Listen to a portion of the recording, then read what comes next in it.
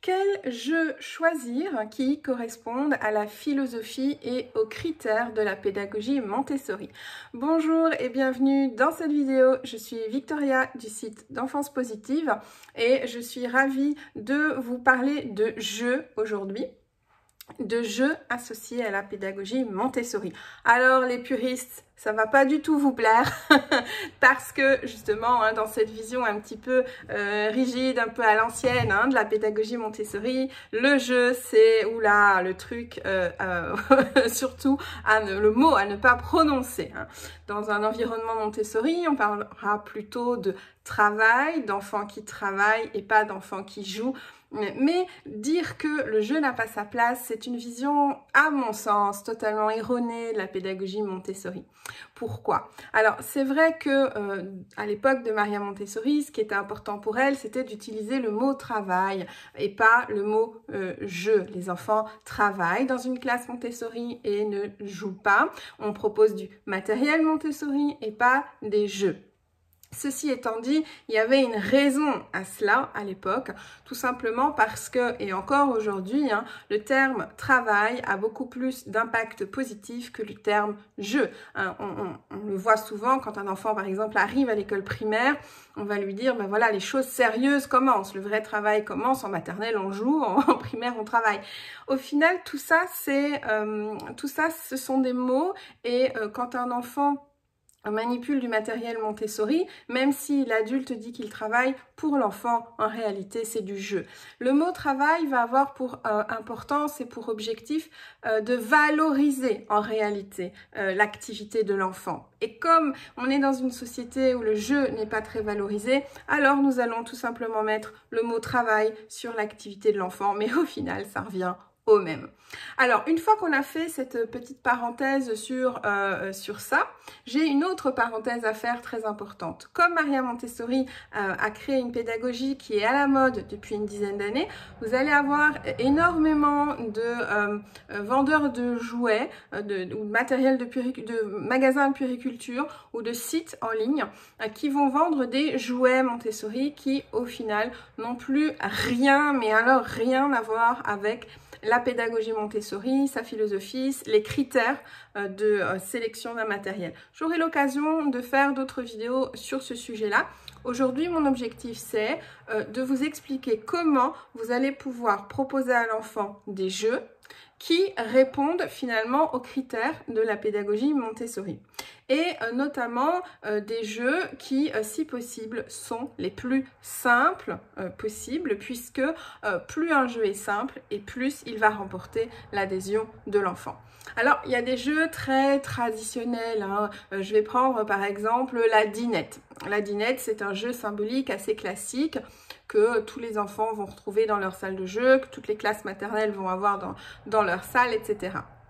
En fait, l'idée de Maria Montessori par rapport au jeu et au travail, c'était de dire à un enfant, mais c'est une personne à part entière. Et cet enfant mérite de manipuler des vrais objets. Et pas des espèces d'ersatz, bon aujourd'hui on pourrait dire des ersatz en plastique, de ces vrais objets. Et elle a une réflexion que je trouve super intéressante. Oui, les enfants apprennent par imitation, bien évidemment, que c'est tout le principe de l'esprit absorbant, de l'adulte modèle, etc., etc. Mais pour autant, quand un enfant est dans l'imitation, il ne cherche pas à faire comme vous. Ça, c'est le piège, en fait, dans lequel on tombe la plupart du temps, de se dire les jeux symboliques nous permettent aux enfants de donner des expériences pour qu'ils fassent comme nous. Un enfant ne cherche pas à faire comme nous, pas du tout. Il cherche à faire la même chose que nous. C'est complètement, mais alors complètement différent. Je vous laisse juste méditer déjà sur ça.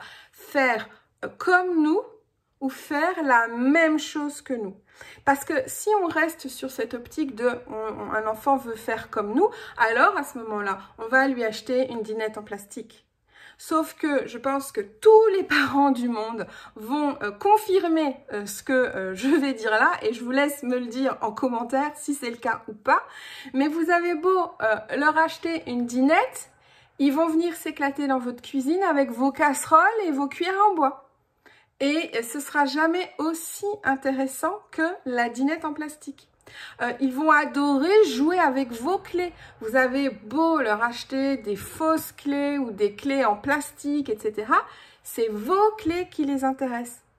Parce qu'en réalité, ce n'est pas tant faire comme vous qui les intéresse, mais bien faire la même chose que vous. Et vous, on est bien d'accord que vous n'utilisez pas la dinette en plastique. Vous n'utilisez pas les clés en plastique. Vous utilisez des vraies clés, vous utilisez de la vraie vaisselle, vous utilisez des vrais objets.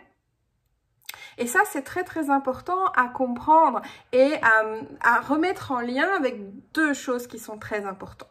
La première chose, c'est que Maria Montessori considérait énormément les enfants. Vraiment, elle les prenait pour des personnes à part entière et elle avait un très grand respect pour eux.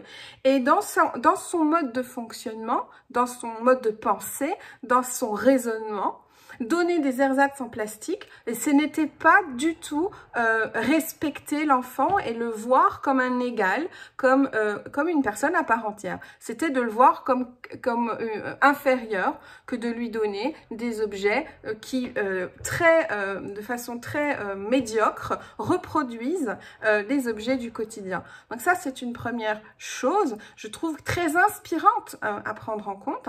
Et la deuxième chose qui vient un peu étayer ce que j'ai dit tout à l'heure sur le fait que l'enfant ne cherche pas à faire comme nous mais la même chose que nous, c'est que finalement il y a un concept de neurosciences qui vient prouver que Maria Montessori avait raison. J'adore, moi, prouver avec les neurosciences que Maria Montessori avait raison. C'est ce qu'on appelle les neurones miroirs. Les neurones miroirs, ce sont des neurones dans le cerveau qui vont s'activer quand vous faites quelque chose, quand vous pensez à faire quelque chose ou quand vous voyez quelqu'un faire quelque chose. Et donc l'enfant qui vous voit cuisiner, je vais rester sur cet exemple-là, avec votre batterie de cuisine, eh bien ces neurones miroirs vont s'activer par rapport à vous et les objets que vous êtes en train de manipuler. Donc automatiquement, il ne va pas vouloir faire comme vous, il va vouloir prendre vos casseroles parce que c'est celles-là finalement que vous manipulez. Ce n'est pas tant l'objet en tant que tel, c'est l'objet en mouvement. Et l'objet en mouvement que vous êtes en train d'utiliser, c'est pas la dinette en plastique. On est bien sur de vraies casseroles, de vrais objets. Donc, si je reviens à la question de départ, j'ai un peu digressé pour vous expliquer un petit peu ce que je vais dire maintenant. Pour choisir des jeux à votre enfant qui correspondent aux critères de la pédagogie Montessori et à tout ce que je viens de vous expliquer, eh bien, le plus simple, c'est encore de lui donner de vrais objets. Donc, si je reste sur la dinette, on a compris, la dinette en plastique, c'est pas le top. Mais même les miniatures en porcelaine, il y a un célèbre grand magasin suédois qui propose une dinette en porcelaine. Ok, c'est déjà pas mal parce que la dinette, elle casse. Ça, c'est très important d'avoir des matériaux qui cassent pour que l'enfant apprenne à respecter son environnement. Mais au-delà de ça, on n'est toujours pas dans ce que vous utilisez pour faire la cuisine. Donc, il vaut bien mieux, si vous avez envie d'aménager un coin dinette, par exemple, eh bien, d'aller lui acheter quelques vraies assiettes, quelques couverts, quelques vraies casseroles. Pas besoin d'avoir du grand luxe. Les premiers prix, ça conviendra très très bien. Et à ce moment-là, l'enfant pourra non pas faire comme vous, mais faire la même chose que vous. Je vous propose de réfléchir à ce point-là parce que c'est vraiment comme ça que vous allez réussir à progressivement amener les enfants à s'engager dans un jeu de façon, vous allez voir, beaucoup plus puissante parce que plus les objets sont simples et plus les objets sont réels, donc je fais la différence entre réel et réaliste, plus vous allez augmenter le niveau d'engagement des enfants dans cette activité-là. Et ça, c'est un super service à leur rendre. Dernière petite parenthèse de la vidéo, j'adore les parenthèses, je suis désolée. C'est un énorme service à leur rendre pour développer leur concentration.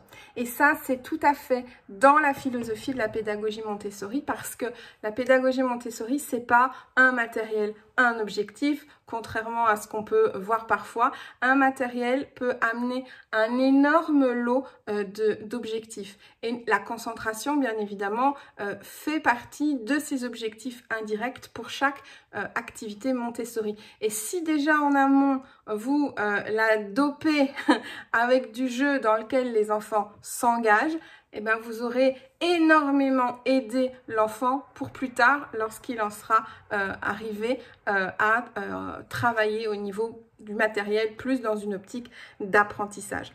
Voilà ce que j'avais à vous dire dans cette vidéo. Comment choisir un jeu donc qui corresponde à la philosophie Montessori? Eh bien, prenez des objets réels et pas seulement réalistes. Je vous laisse liker la vidéo si elle vous a plu. N'hésitez pas à me dire en commentaire comment vous avez trouvé la vidéo. Je réponds à tout le monde et je serai vraiment ravie d'échanger avec vous. N'oubliez pas de vous abonner à la chaîne si ce n'est pas encore le cas. Et puis, retrouvez-moi dans les mails quotidiens dans lesquels je vous partage encore plus d'informations sur la pédagogie Montessori. Bye bye, à bientôt.